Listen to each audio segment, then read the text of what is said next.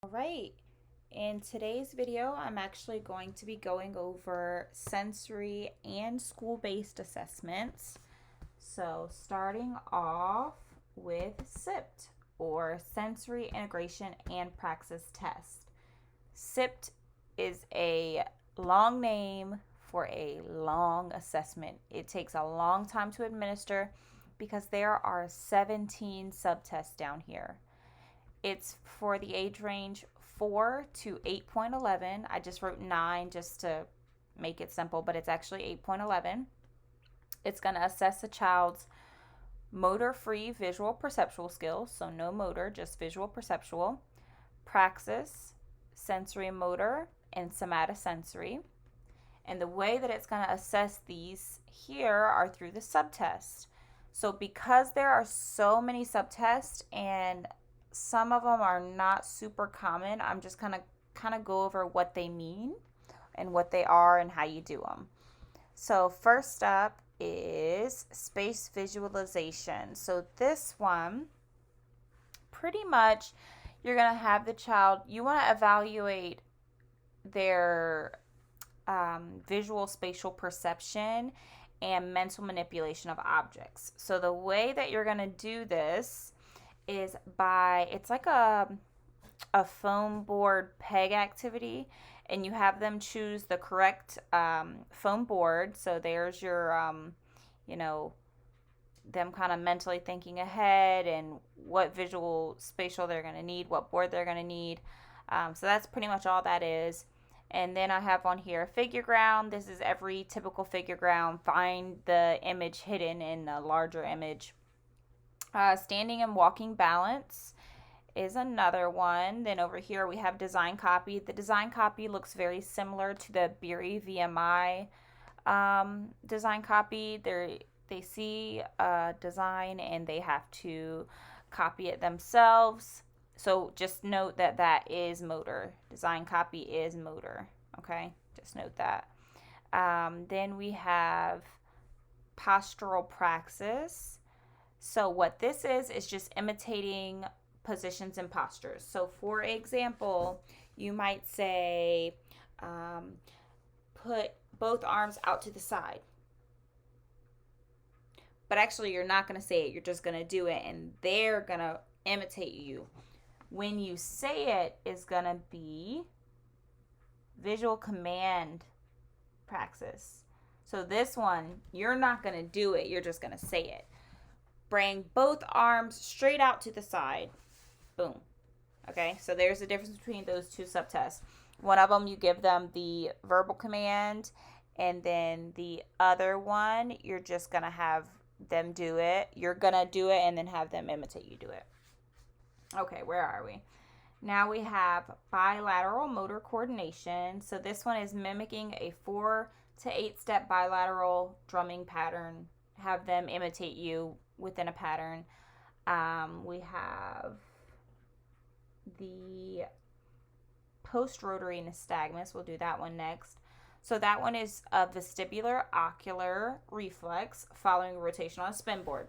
So you'll have the child sit on a spin board and spin them and then have them stare at a wall, and you're going to look to see and count how long you see nystagmus. I do believe for this test, the standardized norm is about 10 seconds. So you just want to know anything longer or shorter than that.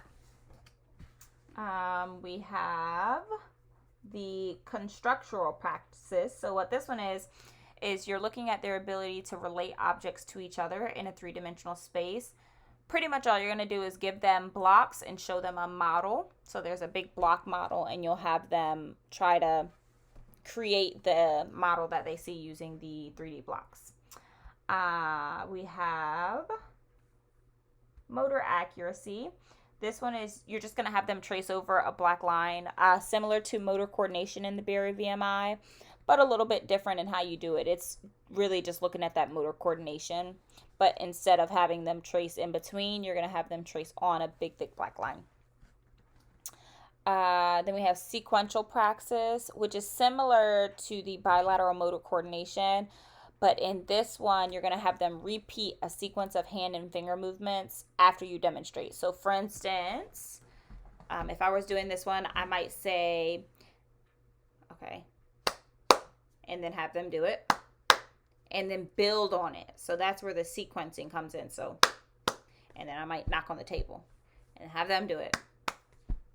And then you're going to do that until you build all the way up to about a 6-step process for that one. Let's see, what else do we have? Kinesthesia. So this one, kinesthesia is actually when you're going to have their vision is going to be occluded, so they're not going to be able to see what you're doing. And you're going to put their finger on, like, say, point A, and then move their finger from point A to point B, and then ask them to get back to point A without you guiding them. And you just want to see how close they can get back to point A from point B, pretty much looking at body awareness for that one. Okay, oral praxis. This one's measuring the ability to execute tongue, jaw, and lip movements following your demonstration. So for this one, you might say,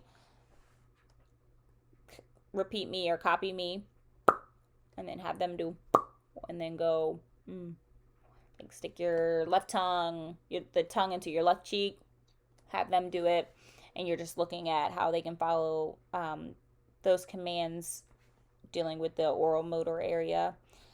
Then we have manual form perception. So this one, you want to see if they can identify objects held and manipulated in the hand with their vision occluded. So pretty much think of stereogenesis, where they're touching something but they can't see it and they have to manipulate it in their hands and try to figure out what it is, essentially. So, they might feel a shape in one hand and then have to find that shape on the table with their other hand.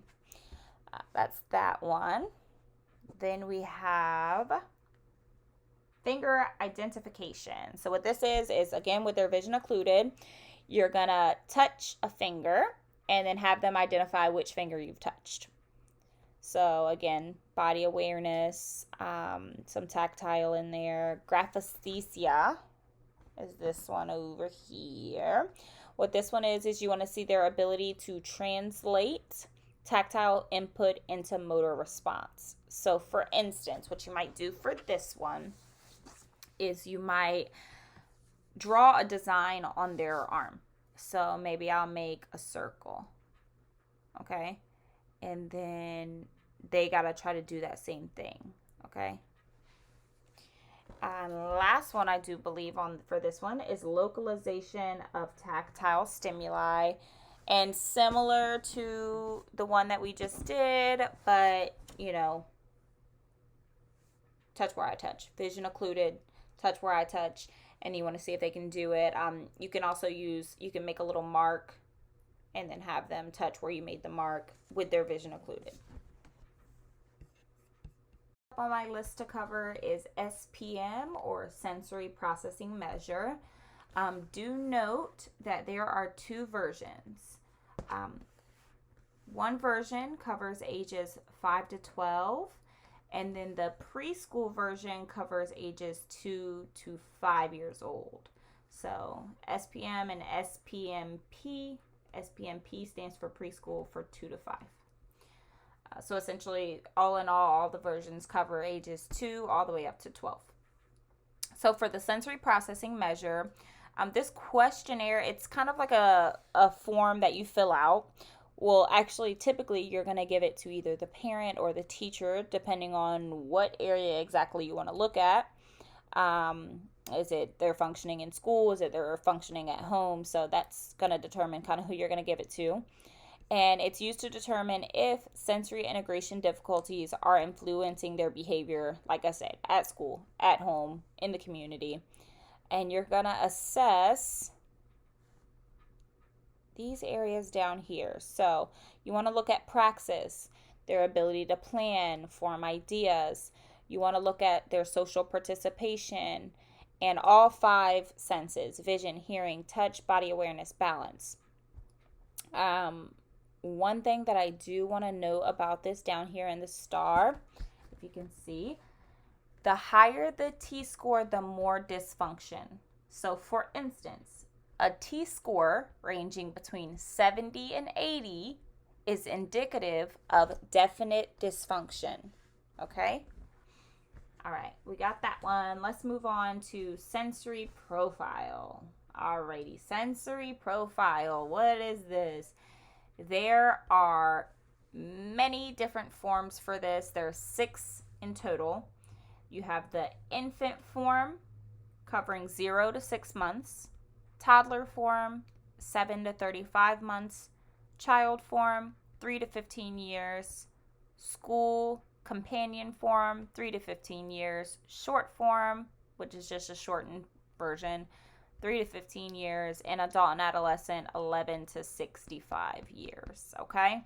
So many different types depending on what you want to look at and what age they are. So for instance, if you're specifically looking at this for school, you're going to do the school companion as long as they're between the 3 to 15 range, okay? Alrighty, the subtests for this one are as follows. Looking at the sensory systems, auditory, visual, touch, movement, body position, oral. Looking at a behavior score. So this is looking at social emotional, attentional, conduct. We're also going to look at school factors. So school factors, there are 4 of them. It'll be there. The first one is need for external support.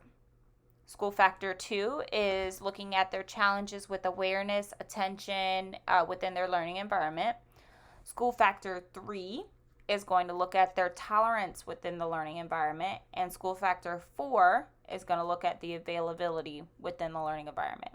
So again, this one's kind of focused on the school setting and what they need, what they're struggling with, what they're able to tolerate, what's available to them already.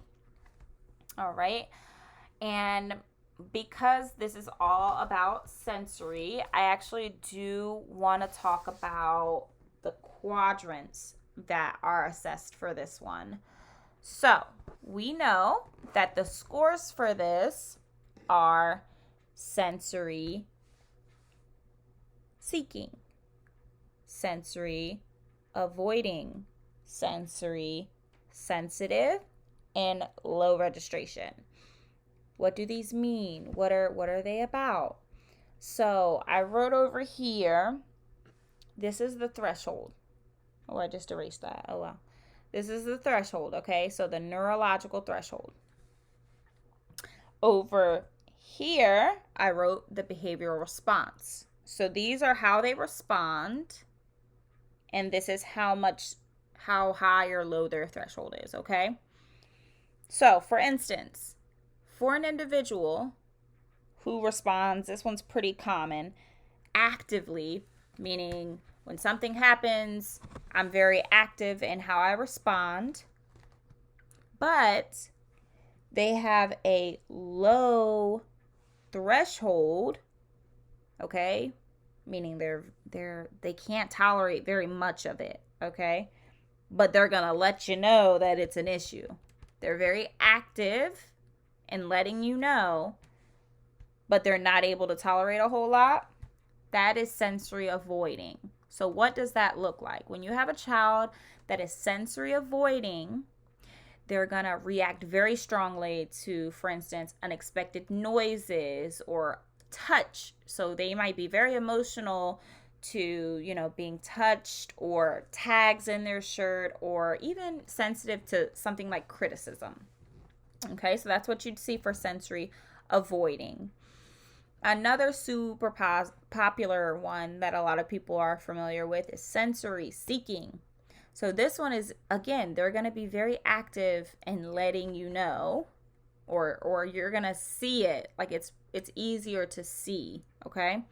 But this time they have a high threshold, meaning it takes a lot to fill their sensory tank. If you think of it like a tank, their sensory tank, it takes a lot to fill it up, which is why they're always seeking more sensory stimuli. They're not getting enough because their threshold is so high. It takes so much to fill that tank up. What does this look like? constant touching people or objects to the point where it becomes annoying to others. So for instance, if we're thinking of a child in the school setting, they're always going to be in another child's bubble. Okay, not always, but that's something that you might see. You might see a lot of like rocking in their chair, or even when they're standing up, you just might see just a lot of movement, foot tapping, that kind of thing. Sometimes this can be confused for like ADHD because it looks like they don't sit still, but that's just because they just like the movement. They like to feel their body move. They like to feel the vestibular because they're seeking more sensory. Even for this one, you might see them watching other kids often. Then we'll move on to sensory sensitive. So sensory sensitive, they have a low threshold, but they're pretty passive about it. Okay, so what does that look like?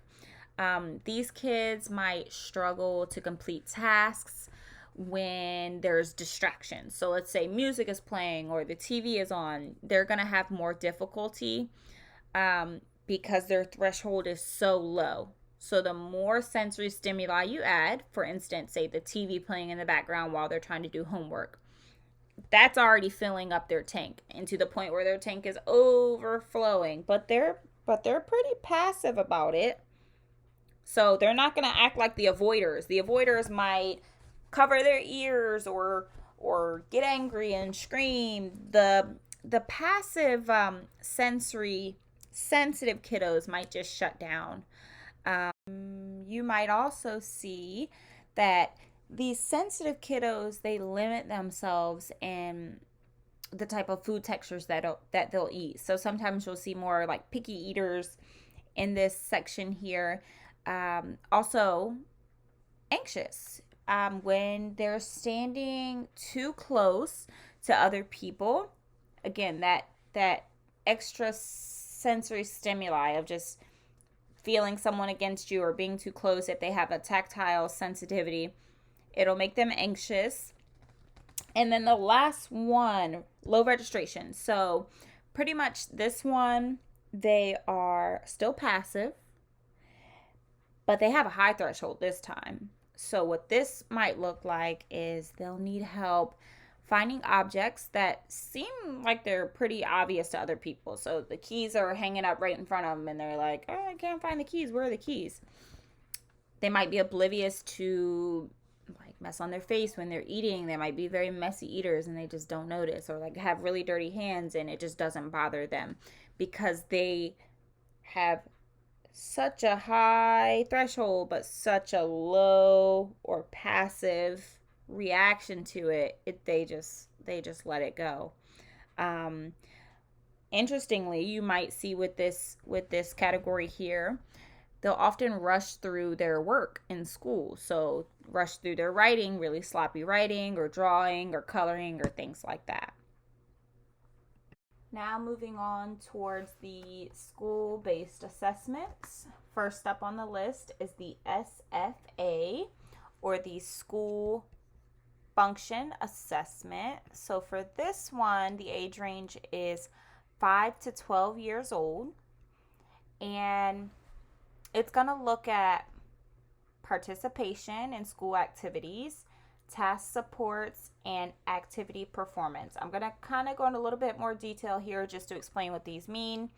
For instance, school participation might entail how they participate in the regular classroom, in the special education classroom, playground, transportation, mealtime, bathroom, or even during transitions. This next one, task supports, is just looking at how much assistance do they need, what kind of adaptations or adaptive equipment do they need. And then activity performance is, their ability to use school materials, follow rules, just get around the school, interact with their peers, just how are they doing on these different activities. Then I did also want to note down here with the SFA, once you get your scores on these areas here, you can then move on to fill out the adaptation checklist, okay? Pretty much what this is, It has a checklist for ADLs, architectural, behavioral, and classroom work.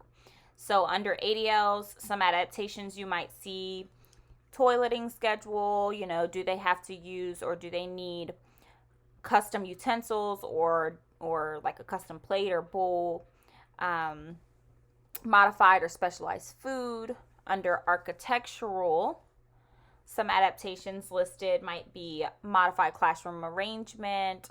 Do they need ramps? Adapted playground equipment.